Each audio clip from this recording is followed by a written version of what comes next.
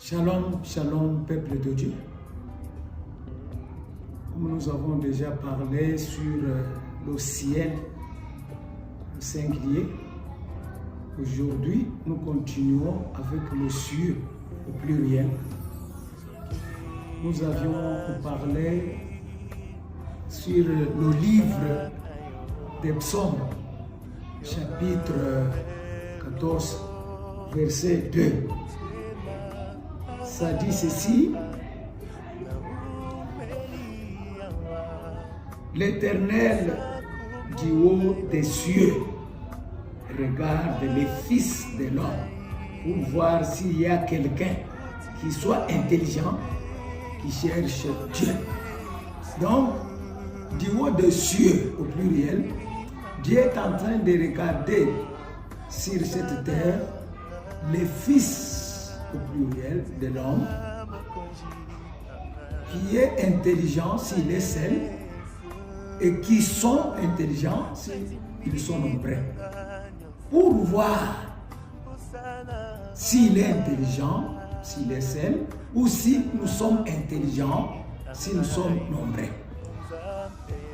Alors c'est là où nous allons expliquer le ciel et les cieux. Précédemment, nous avons déjà parlé sur le ciel. C'est ainsi que quand Jésus-Christ fut baptisé dans le Jourdain, la Bible dit que le ciel fut ouvert et Dieu parla.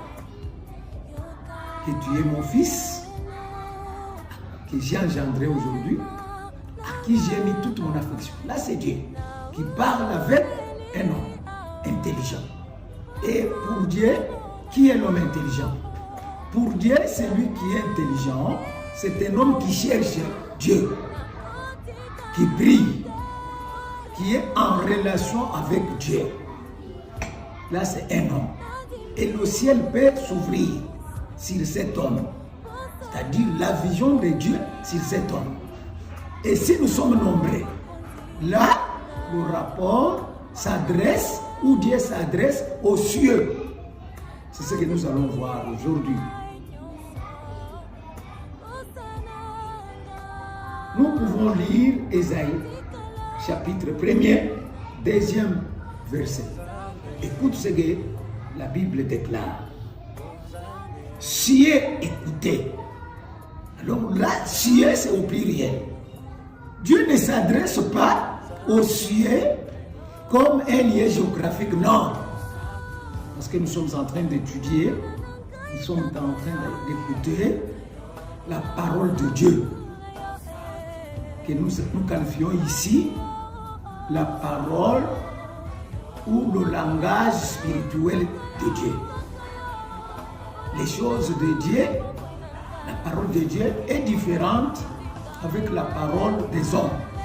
Ici, ce n'est pas une étude classique, non. Ici, c'est une étude religieuse. C'est une relation entre nous et notre Dieu. Alors, quand Dieu dit dans Ésaïe, chapitre 1er, au 2e verset, cieux, écoutez. Là, c'est Dieu qui s'adresse à nous. Nous les croyants. Nous, ses enfants. Ce n'est pas le cieux géographique, non. C'est les cieux par rapport à nous, avec notre Dieu.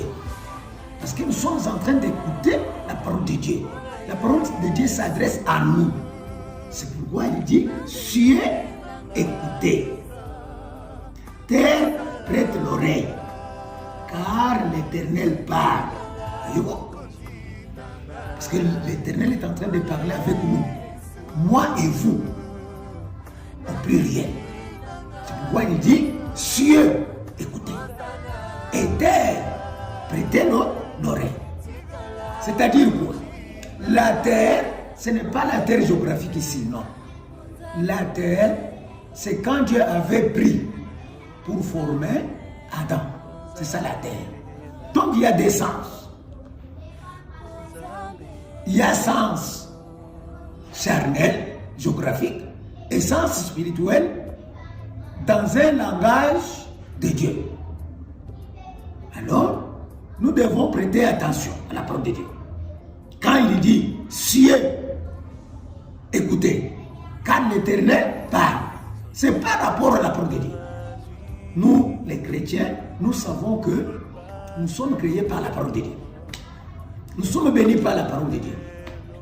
Nous faisons tout, nous chrétiens, nous savons que nous sommes créés par la parole de Dieu. Nous sommes bénis par la parole de Dieu. Nous faisons tout, nous prêchons par la parole de Dieu. Nous écoutons par la parole de Dieu. C'est ainsi que nous pouvons encore lire 2 Corinthiens. Parce que nous parlons avec la parole de Dieu. Nous lisons la Bible. Écoute ce que la parole nous explique. 2 Corinthiens, chapitre 4, verset 13. Et comme nous avons le même esprit de foi qui est exprimé dans cette parole de l'Écriture, j'ai cru, c'est pourquoi j'ai parlé. Donc, parler par rapport à Dieu, c'est quand nous avons la foi en Dieu. Là, nous parlons, pas nous-mêmes, mais avec Dieu. Nous parlons de la parole de Dieu, l'écriture de Dieu, sainte écriture de Dieu. Là, c'est au singulier. J'ai crié et j'ai pas parlé. J'ai crié à la parole de Dieu, alors je dois parler, c'est-à-dire je veux évangéliser. Je ne peux pas me taire. Je dois évangéliser la parole que j'ai, la parole de Dieu. Je ne peux pas me taire. Maintenant, ça continue. Écoute, nous aussi, là c'est au pluriel maintenant, nous aussi, nous croyons, c'est pour cela que nous parlons. Vous voyez? Là maintenant, c'est l'explication du singulier et du pluriel. Si quelqu'un, un serviteur de Dieu, a cru, il commence à évangéliser. Là, il parle la parole de Dieu. Là, le rapport est entre Dieu et le ciel, au singulier. Maintenant, au pluriel, c'est nous tous, les enfants de Dieu. Nous croyons et nous parlons. Quand vous allez lire la Bible, 2 Corinthiens, chapitre 4, verset 13, vous allez trouver ça. Donc c'est ça, bien aimé. Dieu parle tantôt d'une façon, tantôt d'une autre. Dieu peut parler avec quelqu'un, avec toi par exemple, avec moi par exemple, au singulier. Là, le ciel est ouvert pour écouter la parole de Dieu. Entre Dieu et son serviteur, qu'il veut utiliser.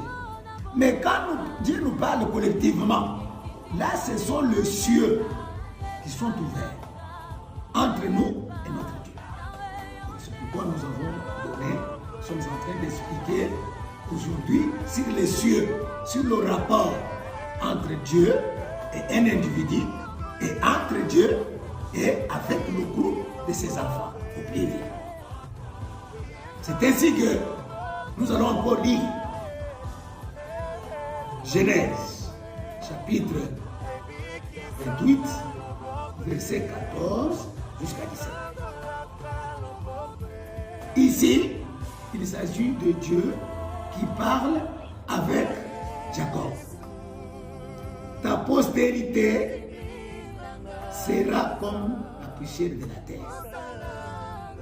Tu t'étendras à l'Occident et à l'Orient, au septentrional et au midi. Et toutes les familles de la terre seront bénies en toi et en ta postérité. Là, c'est le verset 14. 15e verset. Voici, je suis avec toi. Je te garderai partout où tu iras. Je te ramènerai dans ce pays, car je ne t'abandonnerai point. Que je n'aille exécuter ce que je t'ai dit. Là, Jacob s'éveilla de son sommeil. Écoute comment il déclare. Là, c'est Jacob qui déclare.